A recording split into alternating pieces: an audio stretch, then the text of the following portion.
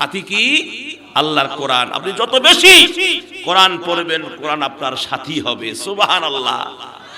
কোরআন আপনাকে ভুলে যাবে না। রাসূলের একটা হাদিস আছে, বলবো 1 মিনিটে? বলবো। যুব সমাজ, বাবুপাড়ার যুবক আমাকে ছাড়া কিছু বোঝে না, আলহামদুলিল্লাহ। বাবুপাড়ার যুবক বলে ওয়াজ মাহফিল হলে আনসারি আছে না নাই? যদি আনসারি থাকে তো আমরা আছি, আনসারি নাই তো আমরা নাই। আল্লাহ, এটা হলো ভালোবাসা। কি এটা? কি ভালোবাসা? আজ থেকে 22টি বছর, আল্লাহু আকবার, এই ভালোবাসা আমাকে কুরাতে 22টি বছর অপেক্ষা করতে হয়েছে। 22 বছর থেকে আজ এ পর্যন্ত, ঠিক কি না? রংপুরের মানুষ আমাকে অনেক ভালোবাসে, আল্লাহু আকবার। এর ঋণ আমি জীবনেও শোধ করতে পারবো না। ধন্যবাদ, মুবারকবাদ রংপুরবাসীকে। সম্মানিত ভাইয়েরা, আমি খুব কষ্ট পাচ্ছি, কেননা 6 দিনের সফরে ছিলাম দক্ষিণবঙ্গ। আর গতকাল প্রোগ্রাম ছিল আমার পটুয়াখালী, বরিশাল থেকে 150 কিলোমিটার দূরে পটুয়াখালী। রাত 3টায় মোটরসাইকেলে উঠছি, রাত 3টায় মোটরসাইকেলে করে বরিশালে আসছি, নতুল্লাবাদ। সেখানে ভোর 6টায় আজান যখন দেয়, ভোর 6টায় গাড়িতে উঠছি, তুহিন গাড়ি। এসে আমার নামায়া দিল, এখান থেকে আমার প্রাইভেট কার গেল, গাড়িতে চড়ে এখানকার এক ছেলে সহ এই আসি, এখানে একটু রেস্ট নিচ্ছিলাম। আমার ভাইয়েরা, একদম শরীরে কিচ্ছু নাই, সব একদম। আমি যে কথা বলতে পারবো, এটা আল্লাহর দয়া ছাড়া আমার কোনো ক্যাপাসিটি না। এটা বাবুপাড়াবাসীর দোয়া আর আল্লাহর রহমত, এই যার কারণে বলতে পারছি আলহামদুলিল্লাহ। আমার ভাইয়েরা, একটানা বিরতিহীন প্রোগ্রাম, দোয়া চাই সুস্থতার জন্য। আল্লাহ যেন রমজানের আগাদিন পর্যন্ত এই মঞ্চে আল্লাহ যেন কোরআনের কথা মানুষকে বলবার তৌফিক আল্লাহ দান করেন। সকলে বলে আমিন। তাহলে যে হাদিসটি বলতেছিলাম, 1 মিনিটে বলার কথা বললাম, সেটি হলো মানুষ মরে যাবে, কবরে কিন্তু কেউ যাবে না। আপনার স্ত্রী যাবে না, সন্তান যাবে না, মেয়ে যাবে না, ছেলে যাবে না, মা যাবে না, বাবা যাবে না, ভাই যাবে না, বোন যাবে না। যাবে নাকি? বাবুপাড়া ভাইয়েরা কত মানুষকে দাফন করেন নাই? সাথে কি কেউ গেছে? কেউ না। এটাই বাস্তবতা। আমার ভাইয়েরা, আম্মা জান, আমার ভাইয়েরা, নবীজি কলিজার টুকরা মেয়ে ফাতেমাতুজ জাহরাকে ডাক দিয়া বললেন, মা এ ধারাও, মা আমার কাছে আয়, তোমার কানটা আমার মুখে লাগায় দে মা। নবীজি মেয়ে যখন কানটা লাগায় দিলেন, চুপ কথা বললেন, মা শোনো, আমি যে তোমার আব্বা, জন্মদাতা পিতা, আমি নবী, আমার নাম মুহাম্মদ। ও মা, তুমি আমারে অনেক ভালোবাসো মা, আমাকে তুমি অনেক ভালোবাসো মা। আমি আমার কলিজা দিয়া আমি তোমারে ভালোবাসি, কেননা জন্মের আগে বাবা হারিয়েছি, জন্মের পরে মাকে হারিয়েছি মা। ও মা, তোমারে পেয়ে আমি নবীজি অনেকটা শান্তি পেয়েছি, অন্তত মা বলে ডাকার মতো আল্লাহ আমার একটা মানিক দিয়েছে। ও মা গো, এই জন্য আমি যেখানে যাই,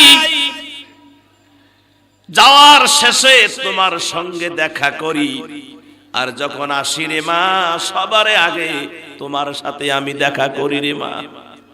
ও মা, মা বলে ডাক দিলে আমার কলিজা ঠান্ডা হয়ে যায়। ও মা, কান কথা শোনো, আমি যে তোমার বাবা, এই পরিচয় দিয়ে কিয়ামতের ময়দানে, কবরে হাসরে কোনো লাভ হবে না। আমি নবী হয়ে কবরে হাসরে মিজানে তোমার কোনো উপকার করতে পারবো না। ও মা, তুমি যদি আমল ছাড়া কবরে যাও, আমল না করে কবরে যাও, আমি নবী দিয়া এই সার্টিফিকেট দিয়ে কোনো লাভ হবে না। আল্লাহু আকবার। তাহলে নবীজি মেয়েকে বললেন, মা আমল ছাড়া কোনো লাভ হবে না। তাহলে নবীও সেদিন কি মেয়ের জন্য কিছুই করতে পারবে না। আমল যদি সে না করে যায় তাহলে আমাদের অবস্থা কি হবে? কোন কি হবে রে ভাই? এই বাবু পাড়ার মায়েরা কি হবে বলো? বাবু পাড়ার যুবকেরা, তোমার মতো কত যুবক কবরে শুয়ে আছে? তোমার মতো কত যুবক মেডিকেলের বিছানায় কাতরাচ্ছে, কিডনির সমস্যা, লিভারের সমস্যা, মোটরসাইকেল অ্যাক্সিডেন্টে ঠ্যাং টুং ভাঙিয়ে গুড়িয়া করছে একবারে, করছে কথা কর আমার ভাইজান। এজন্য কবর আম্মা জান আয়েশা হযরতে ফাতেমাতুজ জোহরা রাদিয়াল্লাহু তাআলা আনহা ইন্তেকাল করেছেন, ঠিক কি না? কবর খুঁজতে গেছেন জলিলুল কদর সাহাবী, মুরব্বি সাহাবী আবু যর গিফারি রাদিয়াল্লাহু তাআলা আনহু কবর খুঁজতেছেন। আমি নিজ চোখে দেখে এসেছি মা ফাতেমার মাজার জান্নাতুল বাকিয়ায় সুন্দর ভাবে মা ফাতেমার মাজার, ওখানে নবীজির অন্যান্য বিবিরা মা ফাতেমা শুয়ে আছেন, একজন বিবি শুধু জান্নাতুল মুআল্লায় সেই বড়ই গাছের কুল গাছের নিচে ঘুমায়া আছেন, আর সব বিবি জান্নাতুল মুআল্লায়, ফাতেমাও সেখানে। আমরা তো মাজার পূজা করি, ঠিক কি না? বাপ মরলে, মেয়ে মরলে, মা মরলে, পিসাব মরলে, গেতাসা মরলে, ঘোড়াসা মরলে আমরা সুন্দর করে চাকচিক্য টাইস টুস দিয়ে একেবারে সুন্দর করে সাজিয়ে খুঁজিয়ে আমরা একদম হয় কেউ ব্যবসা করি অথবা কেউ এটাকে স্মৃতি হিসাবে রেখে দেয়, এটা বাবার কবর। কিন্তু হযরতে ফাতেমার মতো ভাগ্যবান আছে কেউ? এই হযরত আলীর মতো মানুষ আছে? ওসমানের মতো মানুষ আছে? হ্যাঁ, নিশ্চয় ওসমানের কবর দেখে এসেছি, কবরে কিছু নাই, কয়েকটা ভাঙা পাথর দিয়ে ঘিরে রাখছে। কথা কন না কেন? যারা হজে গেছিলেন ভাঙা পাথর দিয়ে ঘিরা রাখছে। আমার ভাইয়েরা, উহুদের ময়দানে যান, 70 জন সাহাবারা, 70 জন সাহাবা শাহাদাত বরণ করেছেন, শুয়ে আছেন উহুদের ময়দানে, চতুর্দিক দিয়ে খালি ঘিরা, কোন সাহাবার কোন মাজার কোনো কায়দা নাই। কথা বলে আমার ভাইয়েরা, আম্মা জান আয়েশা সিদ্দিকা হযরতে ফাতেমাতুজ জোহরা রাদিয়াল্লাহু আনহা ইন্তেকাল করলেন। আবু যর গিফারি কবর খুঁজতে গেলেন। এই বাবু পাড়ার মায়েরা শোনো, তোমাদের জন্য বলছি। আবু যর গিফারি বললেন, এ কবর তোমার ভিতরে কারে রাখতেছি তুমি কি জানো? কবরের কোনো জবাব নাই। এভাবে 3 বার বললেন। প্রথমবার আবু বকর, এ কবর রে তোমার ভিতরে যারা রাখছি ইনি হলেন আলীর স্ত্রী, নবীর মেয়ে হযরতে হাসান হুসাইন রাদিয়াল্লাহু আনহুমার আম্মা জান, জান্নাতের সরদারিনী, খবরদার বেয়াদবি করবি না। কবর আর সহ্য হলো না, কবর বলতেছে, এই লেকচার কমাও, বক্তব্য থামাও।